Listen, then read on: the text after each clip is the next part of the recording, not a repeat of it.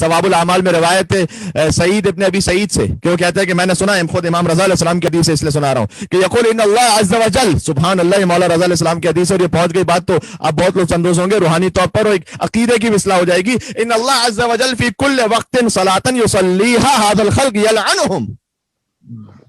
مولا نے فرمایا کہ اللہ عز وجل ہر وقت نماز میں، جب نماز کا وقت آتا ہے، ابھی مغرب عشاء کا وقت داخل ہوا نا یہاں میلبرن میں، آپ نے مغربین پڑھی ہے کہ ہر وقت نماز اللہ کیا کرتا ہے؟ ہم تو نماز پڑھتے ہیں، اللہ کیا کرتا ہے؟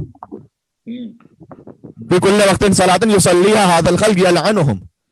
مولا نے کہا کہ اللہ عز و جل ہر وقت نماز جب بھی داخل ہوتا ہے نا تو کچھ ملعونوں پر لعنت کرتا ہے خود خدا. بے شمار کیا کہنے. واہ واہ واہ. بھائی امام رضا علیہ السلام فرما رہے ہیں ثواب الاعمال میں کیا کروں. مولا رضا علیہ السلام نے ارشاد فرمایا ہے کہ خدا اس پر رحم کرے جو ہمارے امر کو زندہ کر دے. کسی نے کہا کہ مولا آپ کا امر کیا ہے؟ کہ ہماری حدیثیں پہنچاؤ آگے.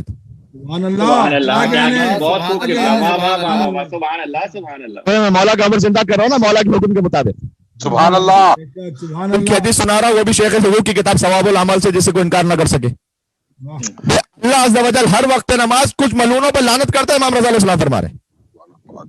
تو سعید ابن ابی سعید کہتے ہیں کہ میں نے مولا سے کہا کہ لما قال، کہ مولا یہ آپ نے کیوں اس طرح سے کہا کہ وہ لعنت اللہ سبحانہ و تعالیٰ لعنت کرتا ہے ان پر. لما مولا نے کہا کہ بجحودہم حقنا وتکذیبہم ایانا، چونکہ وہ ہمارے حق کا انکار کرتے ہیں لہذا جب وہ نماز بھی پڑھ رہے ہوتے تو وقت نماز اللہ ان پر لعنت کر رہا ہوتا ہے.